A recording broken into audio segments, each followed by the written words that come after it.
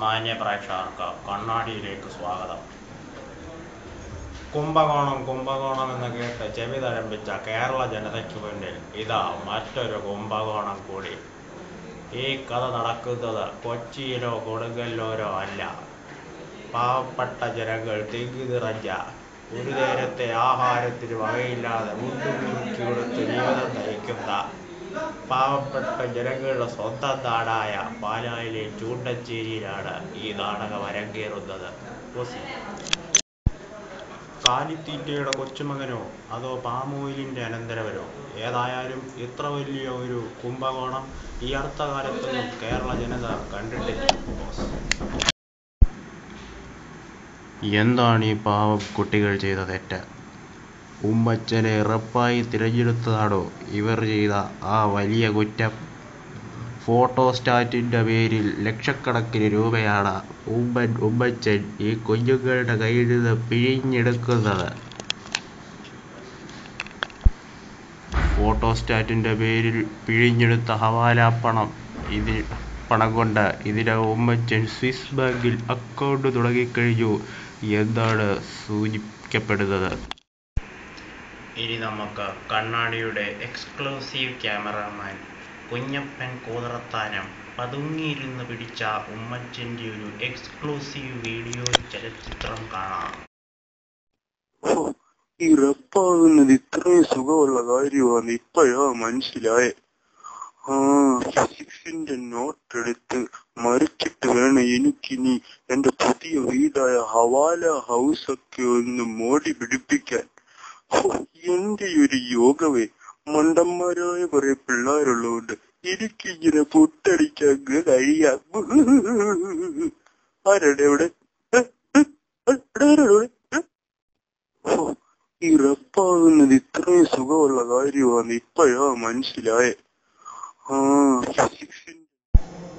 SJCTയിലെ ഇപ്പോഴത്തെ അവസ്ഥ എന്തെന്നറിയാൻ നമ്മോടൊപ്പം ഇപ്പോൾ പ്രശാന്ത് രഘുവംശം ലൈനിലുണ്ട്. ഹലോ പ്രശാന്ത്, കേൾക്കാമോ? പ്രശാന്ത് കേൾക്കാമോ? പ്രശാന്ത് കേൾക്കാമോ? പറയൂ ഗോപകുമാർ, എന്താണ് നിങ്ങൾക്ക് ചോദിക്കാനുള്ളത്?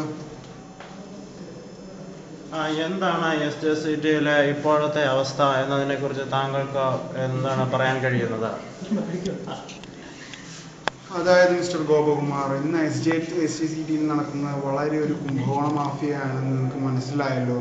ബാലാജി എന്ന വളരെ ഒരു കുംഭകോണ മാഫിയ, അധോലോകവുമായി വളരെ ബന്ധമുള്ള ഒരു പുള്ളിയുടെ ഒരു സഹായത്താൽ ഇന്ന് വളരെ കാര്യങ്ങൾ ചെയ്യാൻ ഉമ്മച്ചൻ എന്ന റപ്പ് താല്പര്യമുണ്ടെന്ന് നമ്മൾ മനസ്സിലാക്കി കഴിഞ്ഞു.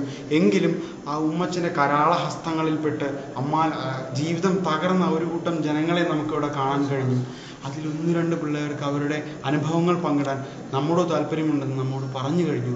അതിൽ 1-2 സുഹൃത്തുക്കളെ നമുക്ക് ഇപ്പോൾ ഉമ്മച്ചൻ്റെ ബാച്ചിൽ പഠിക്കുന്ന അച്ചാമ്മ സെൽവം, ഇദ്ദേഹത്തിൻ്റെ കുറച്ച് അനുഭവങ്ങൾ നമുക്കിന്ന് പങ്കിടാം. എൻ്റെ പേര് അച്ചാമ്മ. വളരെ പ്രതീക്ഷകളോട് കൂടി എൻ്റെ വീട്ടുകാരെന്നെ ഇവിടെ എഞ്ചിനീയറിങ്ങിനും. ധൈര്യമായി പറഞ്ഞോളൂ. എന്താണ് ഞാൻ ചെയ്തത് തെറ്റ്? കൂട്ടുകാരനെ അമിതമായി വിശ്വസിച്ചതോ? ഒന്നും പേടിക്കേണ്ട, ധൈര്യമായി പറഞ്ഞോളൂ. ഒരു ബാലാജി ഗ്രൂപ്പോ ഒരു അധോലോകമോ നിങ്ങളെ ഇവിടെ തൊടാൻ പോകുന്നില്ല. അത്ര സ്ട്രോങ് ആണ് ഏഷ്യാനെറ്റ് ന്യൂസ് ഡെസ്ക്. ഒന്നും താങ്കൾ പേടിക്കില്ല, പറഞ്ഞോളൂ ധൈര്യമായി.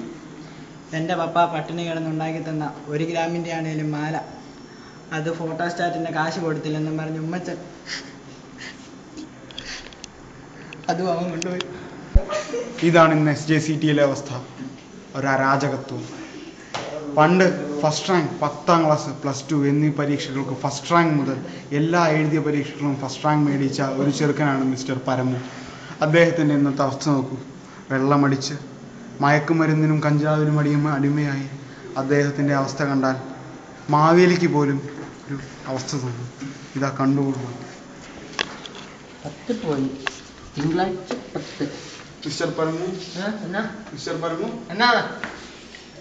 പരമു, എന്താണ് ഉമ്മച്ചൻ നിങ്ങളോട് ചെയ്ത ക്രൂരതകൾ? ആ ചെയ്തികളെ കുറിച്ച് നിങ്ങൾക്ക് ഏഷ്യാനെറ്റിനോട് ഒന്ന് പങ്കിടാവോ നിങ്ങളുടെ അനുഭവം?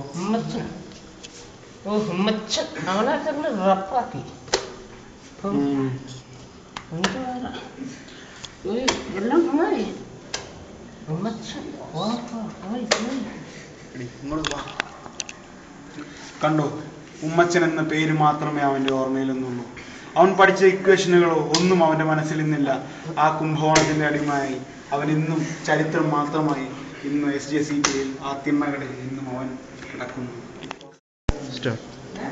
പരമുവിന്റെയും അച്ചാമ്മ സെൽവത്തിന്റെയും വളരെ അടുത്തൊരു സുഹൃത്തായിരുന്ന ഉത്തർപ്രദേശിൽ നിന്നും വന്ന ബൾബ് ഗോൺസാൽവസ്, അദ്ദേഹം ഒരു നാൾ ഈ SJCT ക്യാമ്പസിലെ ഒരു തരംഗം തന്നെയായിരുന്നു.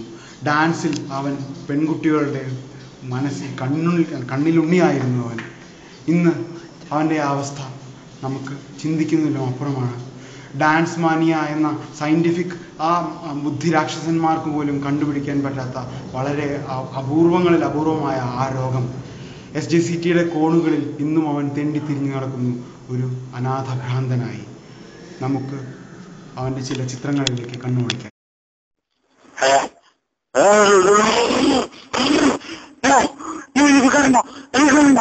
എനിക്ക് കണ്ട